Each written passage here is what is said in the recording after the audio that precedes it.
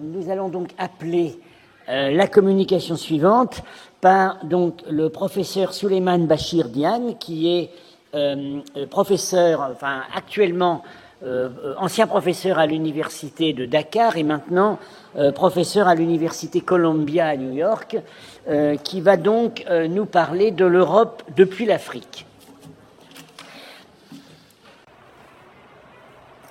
Chers collègues, mesdames et messieurs, je voudrais commencer par l'expression de mes remerciements et de mes regrets.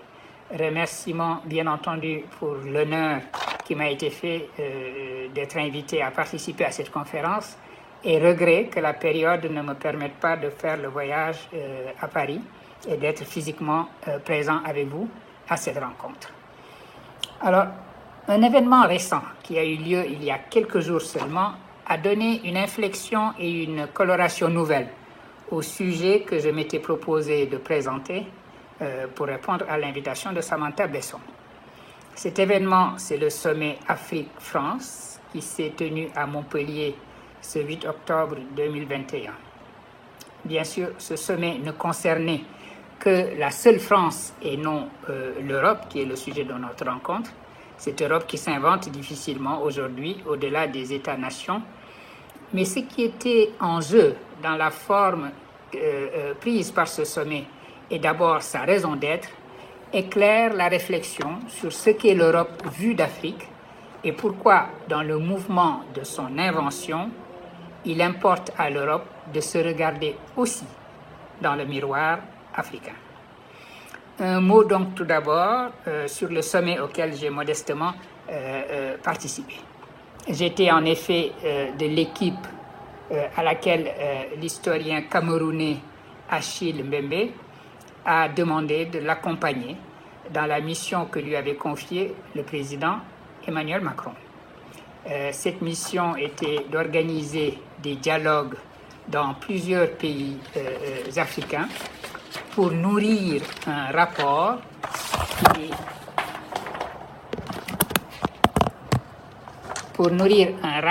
qui ferait l'état des lieux de la relation entre la France et le continent africain, en même temps qu'il indiquerait les voies et moyens d'une refondation de cette relation pour l'avenir.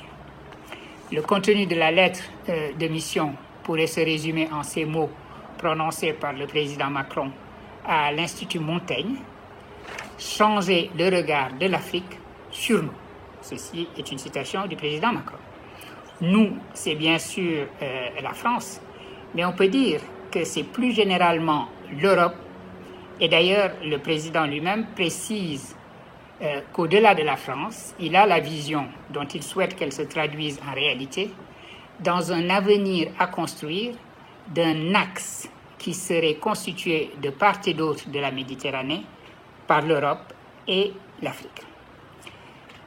On pourrait bien sûr se demander s'il y a là plus que la simple rhétorique en réponse à une situation qui apparaît clairement aujourd'hui comme l'obstacle d'un sentiment anti-France assez largement répandu en Afrique francophone, surtout chez les jeunes, à la promotion des intérêts de ce pays sur un continent dont on reconnaît désormais le potentiel pour l'avenir dans l'économie mondiale. C'est bien clairement, en effet, la raison immédiate de la mission qui a été confiée à Achille Mbembe, un historien connu pour ses écrits post-coloniaux. Celle de faire un sommet non pas avec les chefs d'État d'Afrique, comme c'était la tradition, mais avec les sociétés civiles du continent pour mettre sur la table les différends afin de pouvoir les apurer, ainsi que s'exprime le rapport écrit par Achille Mbembe. Cependant, cette situation d'une réponse à un sentiment anti-France n'épuise pas toute la signification de cette proposition, changer le regard de l'Afrique sur l'Europe. Et c'est cette signification que je voudrais maintenant examiner en donnant d'abord tout son poids philosophique au mot « regard ». Et je parle ici de poids philosophique en pensant à l'importance du thème du regard dans la philosophie existentialiste et plus particulièrement au rôle que ce thème joue dans un texte célèbre de Jean-Paul Sartre qui porte sur la relation entre l'Europe et l'Afrique avec sa diaspora. Ce texte, c'est la préface que le philosophe a donnée en 1948 sous le titre Orphée noire, Paul Sédar Senghor, anthologie de la poésie nègre et malgache en langue française. C'était le titre de ce recueil réuni par Léopold Sédar Senghor, et Sartre avait accepté d'en écrire la préface, et cette préface était Orphée noire.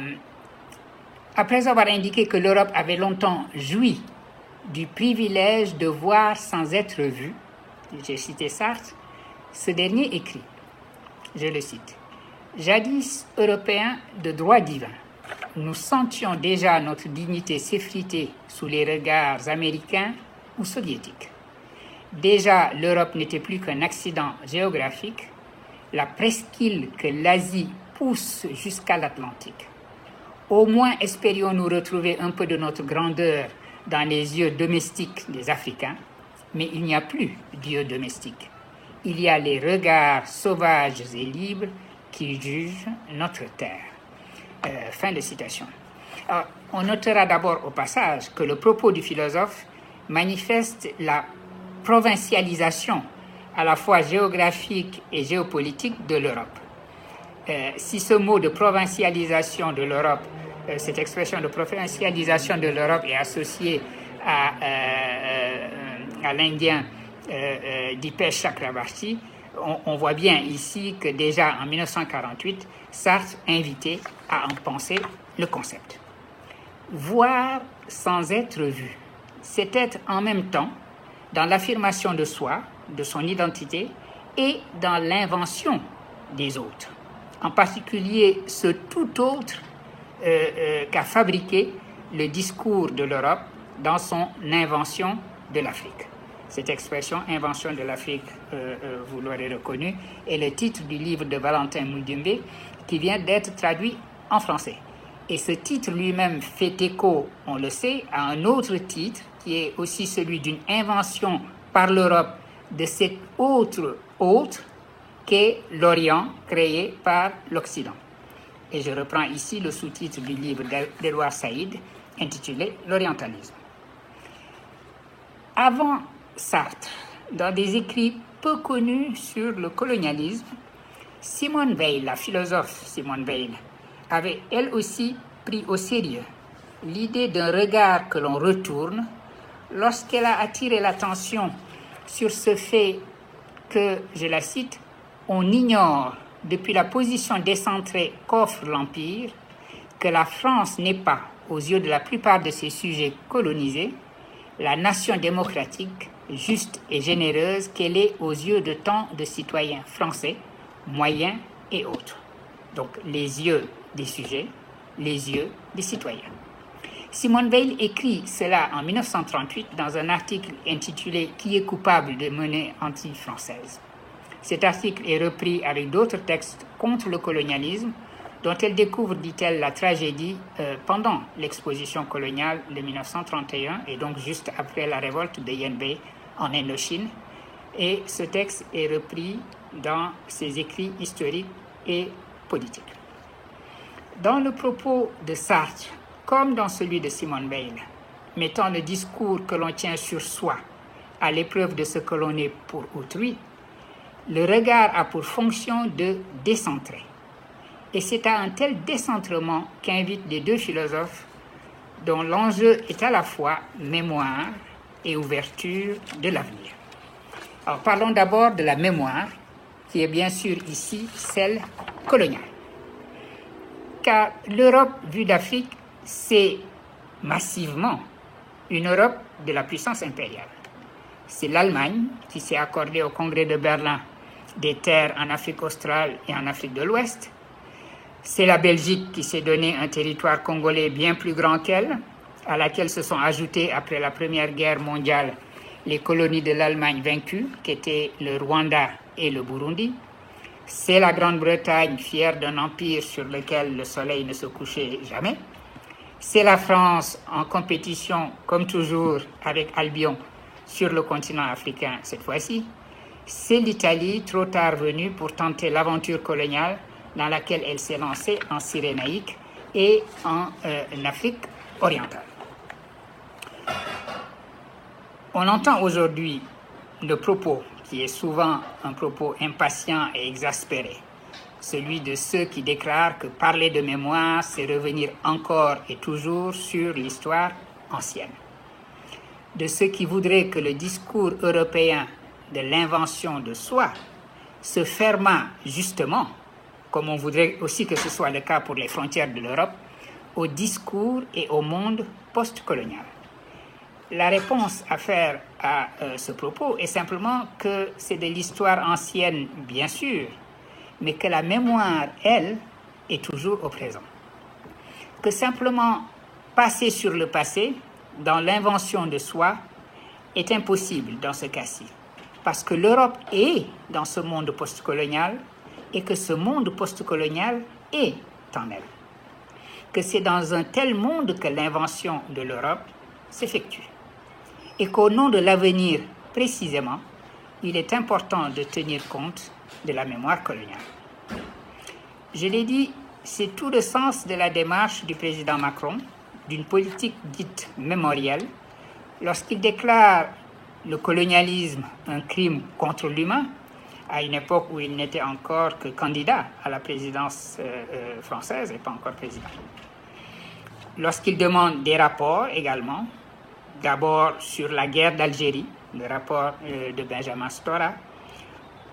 Deuxièmement, sur les objets d'art africains qui ont été le plus souvent arrachés par la violence coloniale à la terre africaine pour être entreposés dans des musées ethnographiques en Europe. Je fais ici référence, bien sûr, à l'étude qui a été menée par Felwine Sarr et Bénédicte Savoy, à la suite du discours prononcé par le président Macron à Ouagadougou le 28 novembre 2017. Troisième type de rapport, celui sur le rôle de la France dans le génocide des Tutsis du Rwanda.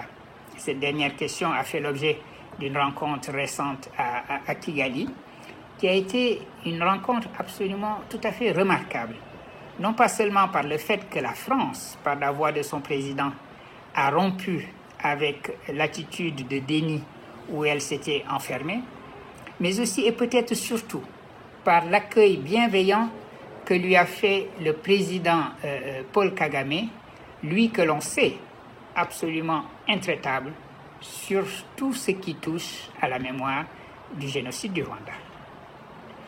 Alors, il n'y a pas que la France à être concernée par cette confrontation avec le passé et la question d'une politique mémorielle postcoloniale. Elle concerne toute l'Europe.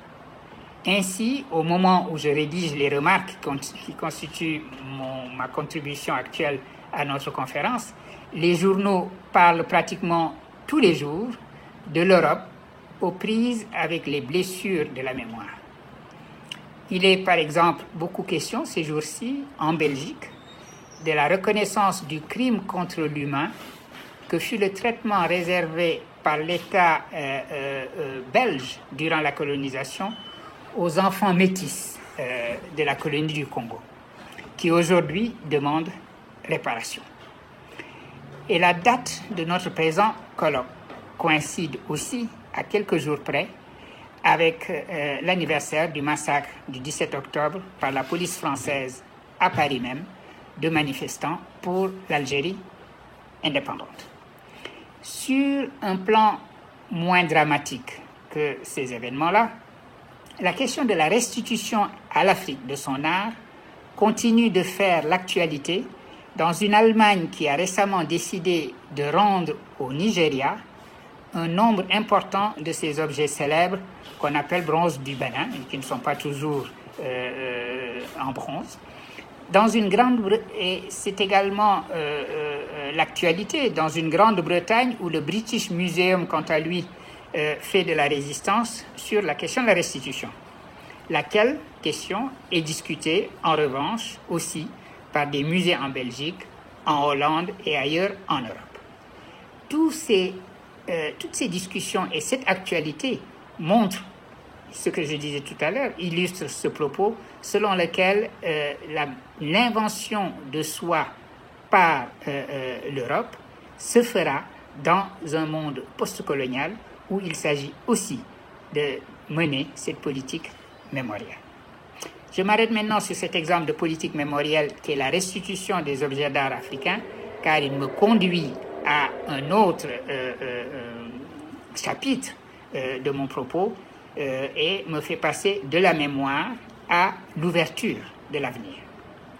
Je vois en effet dans cette question des arts africains l'emblème, le modèle sur le plan des arts de ce que peuvent et doivent être plus généralement des relations à réinventer entre l'Afrique et l'Europe au XXIe siècle.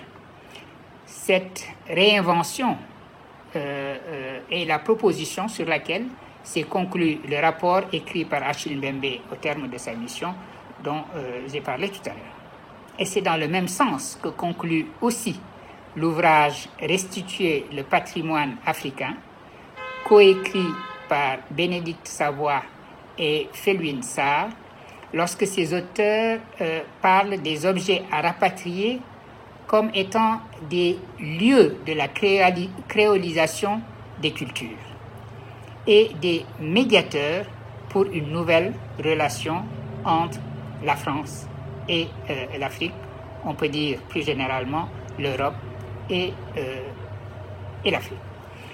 Il ne s'agit pas en effet, dans cet acte de réparation mémorielle, qu'est la restitution des objets d'art africains, d'un jeu à somme nulle où ce que gagnent les musées du Sud et ce que perdent les musées du Nord, mais bien plutôt de renouveler totalement la signification de ce que l'on a appelé le musée encyclopédique, en considérant qu'il s'agit de constituer celui-ci non pas dans l'accumulation en un seul espace impérial des arts créés par des cultures plurielles, mais dans une circulation des objets migrateurs et médiateurs que sont devenus les objets arrachés au continent africain, et dont la restitution aura permis que les musées africains soient de manière égale et dans la réciprocité des agents et des partenaires. Partenaire est ici un mot important, car dans la refondation des relations, il est aujourd'hui demandé à l'Europe qui s'invente de voir en l'Afrique un partenaire engagé lui aussi dans le mouvement de son invention. Il s'agit donc aussi, pour revenir au thème du regard, de convertir celui porté sur l'Afrique par l'Europe en particulier. Cette conversion a commencé à se produire. L'Afrique n'est plus, ou alors est de moins en moins, ce continent dont on estime que sa seule relation au reste du monde est une relation humanitaire, un continent qu'il faut assister et pour lequel il faut s'attendre toujours à ce qu'il soit frappé par la dernière en date des catastrophes. C'est ainsi que l'Union européenne a commencé à mettre en place une politique africaine qui cesse de voir le continent sous le prisme simple de la relation entre donateurs et bénéficiaires, pour s'inscrire au contraire dans le mouvement de l'invention de soi par l'Afrique, qui est en train de se constituer aujourd'hui en une zone continentale de libre-échange, ZLECA, ou comme son nom, comme cette zone s'appelle. Une traduction concrète de cette conversion du regard est la décision qui a été prise il y a 2 ans par la nouvelle Commission européenne mise en place en 2019 de ne plus avoir un commissaire qui serait chargé du développement et de lui substituer au contraire un commissaire en charge des partenariats internationaux en général, des partenariats avec le continent africain en particulier. Le plus important est de viser aujourd'hui une ce que j'appellerais une continentalisation de la relation Europe-Afrique. C'est-à-dire, et c'est là également une des conclusions majeures de la réflexion conduite par Achille Mbembe, de voir cette relation comme une relation entre l'Europe comme continent et l'Afrique comme un continent qui s'invente aujourd'hui un agenda panafricain. Il appartiendra au prochain sommet entre l'Europe et l'Union africaine qui doit se tenir, je crois, en 2022, à un moment où l'Union européenne sera elle-même sous présidence française. Il appartiendra donc à ce sommet de poser des actes de refondation qui aillent dans la direction que voilà. Il est question donc aujourd'hui de construire un nouveau récit commun, un nouveau narratif, pour s'adapter à un contexte qui, d'une part, a vu l'Afrique passer du statut de « hopeless continent », selon une couverture du journal The Economist publiée en mai 2000, à celui de « rising continent », pour citer un titre du même journal publié 10 ans plus tard, et d'autre part, un contexte qui est marqué par une compétition entre puissances qui menace le rôle de l'Europe comme premier partenaire de l'Afrique. Mais au-delà de l'économie, une dimension essentielle de ce nouveau narratif à produire dans la co-invention de l'Europe et de l'Afrique, et c'est sur ce point que je terminerai, sera celle des valeurs et de l'invention d'un nouvel universalisme. Il s'agira sur ce chapitre également de se départir d'une distribution convenue des rôles entre une Europe qui serait naturellement le lieu de l'universel et donc un donateur et une Afrique qui serait naturellement et éternellement bénéficiaire. Regardez l'universalisme européen. Depuis la position décentrée dont parlait Simone Veil, ce n'est pas lui opposer des particularismes.